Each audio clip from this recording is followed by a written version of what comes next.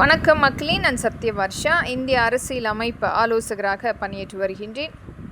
அனைத்து இந்திய அண்ணா திராவிட முன்னேற்ற கழகம்தான் ஒவ்வொரு ஆட்சி அமைப்பிலுமே மக்களுக்குரிய நல்ல வாழ்வாதாரத்தையும் மக்களுக்குரிய பாதுகாப்பையும் நிர்ணயம் செய்திருக்கிறது.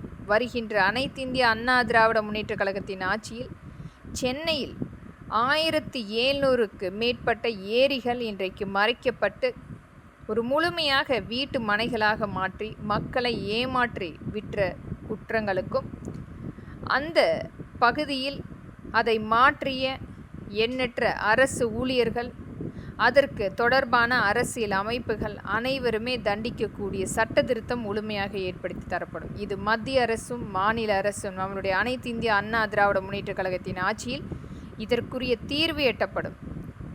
இன்றைக்கு ஒரு சாதாரண மழை காரணமாக மக்களை அச்சுறுத்தக்கூடிய அனைத்து வகையான ஏரிகளையும் மறைத்து ஒரு தன்னுடைய சுயநலத்துக்காக மக்களுடைய வாழ்வாதாரத்தையே முழுமையாக அளித்த அனைவருக்குமே தண்டனை கண்டிப்பாக காத்திருக்கிறது. ஒரு 1000க்கு மேற்பட்ட ஏரிகள் முழுமையாக அங்கு அழித்து வீட்டு மனைகளாக மாற்றியுள்ளார்கள். அனைத்துக்குமே முழுமையாக தீர்வு எடுக்கப்படும்.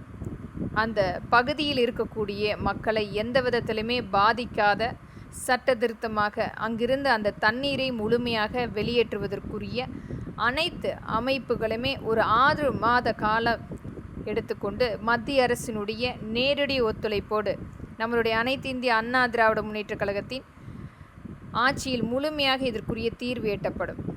இது மாதிரியான மக்களை ஏமாற்றி அரசாங்கத்தையும் ஏமாற்றி தங்களுடைய ஒரு சுயநலத்துக்காக ஒரு மிகப்பெரிய அளவில் ஏரிகளை மறைத்த குற்றத்துக்கு கடுமையான சட்டமாக்கப்படும். இனி வரும் காலங்களில் ஏரிகளையும் வழிப்பாதைகளையும் மறைப்பதற்குரிய ஒரு கடுமையான தண்டனை சட்டம் கண்டிப்பாக கொண்டு வரப்படும். இது உச்சநீதிமன்றம், உயர்நீதிமன்றம் இதற்குரிய பிரத்யேக நடவடிக்கை எடுக்கப்பட வேண்டும்.